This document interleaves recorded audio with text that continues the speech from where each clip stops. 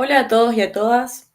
Este es el video correspondiente de la clase 1 del programa de lectura y escritura académicas, PROLEA, para las materias de arquitectura de la Universidad de Flores. Hoy lo que haremos será comenzar a abordar la memoria descriptiva Casa Antonio Carlos Sisa, presentaremos un poco el género y discutiremos sobre el campo.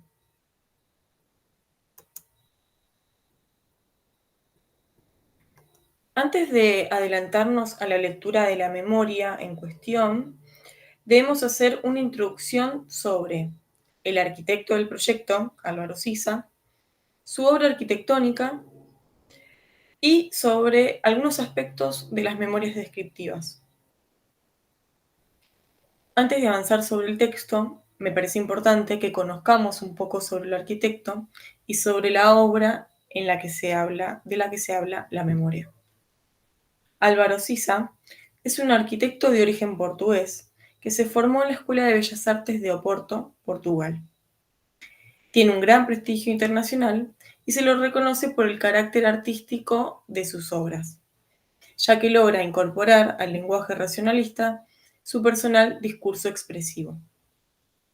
Además, sobre él, se escribe que la poética del espacio y la preocupación por el medio en el que actúa lo convierte en un impulsor de una disciplina austera y siempre renovadora.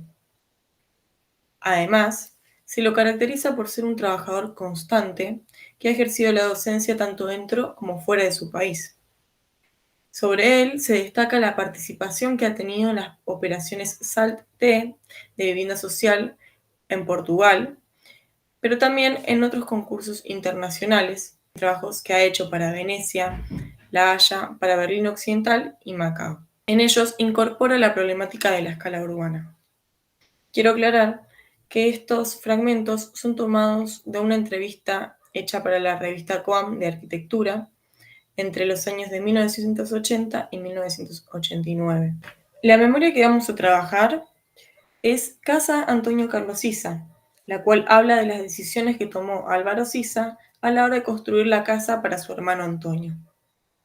Cabe destacar que la memoria no fue escrita por Sisa, sino que es una recopilación de las decisiones que ha tomado el arquitecto. La casa, diseñada para su hermano, ocupa un solar en esquina situado en la localidad de Santo Tirso, Portugal, en una zona residencial de reciente construcción de baja altura que se ha venido densificando fuertemente con los años. Fue diseñada y construida entre los años de 1976 y 1978. A continuación, traje algunas imágenes para que puedan tener un panorama visual sobre estas decisiones que tomó Álvaro Sisa al momento de crear este proyecto. Decisiones que verán que fueron registradas en la memoria. Él expresa, como pueden ver, que se trata de un terreno pequeño con patio interior, el cual puede verse a través del comedor. Según Sisa, él logró ampliar el espacio sin que se pierda la sensación de intimidad. Ahora sí, luego de introducirnos un poco sobre la obra y Sisa, me parece que correcto que nos preguntemos cómo conceptualizar la memoria descriptiva, cómo la definimos o cómo la pensamos. Para responder esto, utilizamos el texto a priori a posteriori, la memoria descriptiva como reflexión teórica en arquitectura, escrita por William García Ramírez en 2016, el cual recomendamos leer, y hablamos de la memoria como una certeza y una ficción. ¿Qué quiere decir? ¿Qué quiere decir cuando hablamos de la memoria como certeza? Bueno, nos referimos a que en el mundo de la arquitectura, la memoria descriptiva es una certeza, pues es un relato de un proceso proyectual materializado en un escrito, pero también servido para la historia, testimonio, es decir, como un recuento de una experiencia de diseño y construcción en tiempo pasado. Las certezas que encarna la memoria descriptiva quedan expresadas por escrito en las posturas y en las decisiones proyectuales del arquitecto y se entienden como su respuesta a necesidades funcionales de tipo individual, familiar o social frente a un espacio arquitectónico. O también podemos decir que las certezas son una serie de posturas de tipo objetivo, en tanto son verificables en los planos y en el edificio construido. Paralelamente, podemos decir que la memoria descriptiva también puede ser una ficción, en el sentido de que son una invención de la imaginación del arquitecto, en tanto esta es un relato argumentado de una experiencia proyectual futura, es decir, una explicación anticipada de una obra aún no construida.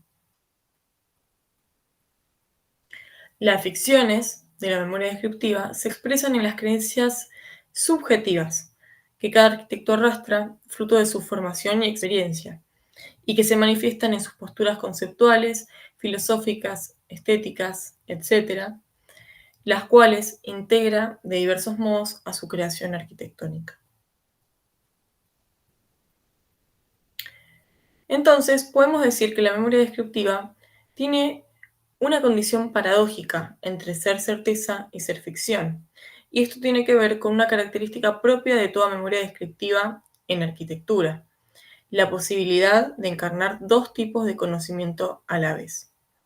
Uno, pensar las memorias descriptivas como un saber adquirido previo a la experiencia de haber diseñado y construido la arquitectura, la obra de arquitectura, es decir, un conocimiento a priori de la realización de todo proyecto, pero también la memoria puede encarnar otro tipo de conocimiento, un tipo de conocimiento que aluda a un saber adquirido a través de la experiencia de haber conceptualizado, diseñado y construido el proyecto. Por lo tanto, hablamos de un tipo de conocimiento a posteriori de la ejecución de la obra del arquitecto. ¿Y dónde encuadramos la memoria que nosotros vamos a leer, la memoria de Casa Antonio Carlos Sisa? Bueno, podemos encuadrarlo dentro de aquellas memorias que están más cerca de la certeza que de la ficción, ya que esta memoria podemos entenderla como un recuento posterior al diseño o a la construcción de la obra de Casa Antonio Carlos Sisa, donde en ella se constata cómo fue este proceso de conceptualización y diseño. Y en este sentido se trata de un modo de construcción del edificio y se elabora también una recapitulación en la que se explicitan y justifican cuáles fueron las principales decisiones proyectuales que tomó Sisa a la hora de concretar este proyecto. Además, la memoria puede ser entendida como una argumentación de estas decisiones proyectuales que se llevaron a cabo durante todo este proceso. En la siguiente clase vamos a ir viendo cómo se desarrollan estos argumentos a lo largo del texto.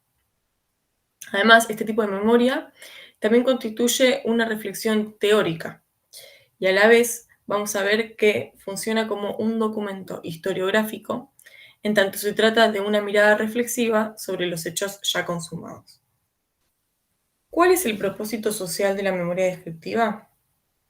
Bueno, en nuestro contexto social, las memorias son importantes porque son exigidas en publicaciones, revistas o para la creación también de monografías de distintas obras de los arquitectos.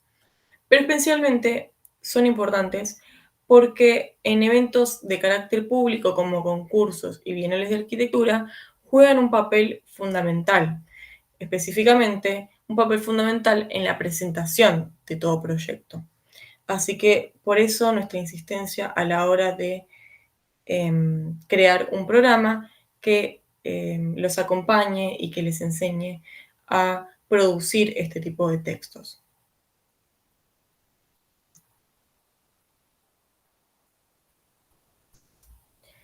Ahora sí, luego de haber reflexionado sobre el campo, el género y su propósito, para la siguiente clase deben leer la sección que se llama Nota Descriptiva, que forma parte de la memoria Casa Antonio Carlos Sisa, la cual estará subida en el campus.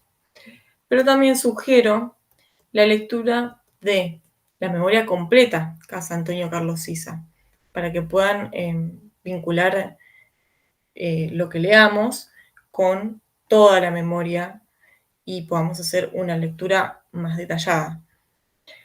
Además, como les mencioné antes, recomiendo la lectura de este artículo escrito por García Ramírez, donde habla sobre la memoria efectiva, su propósito, algunas características. Muchas gracias, nos vemos en la siguiente clase.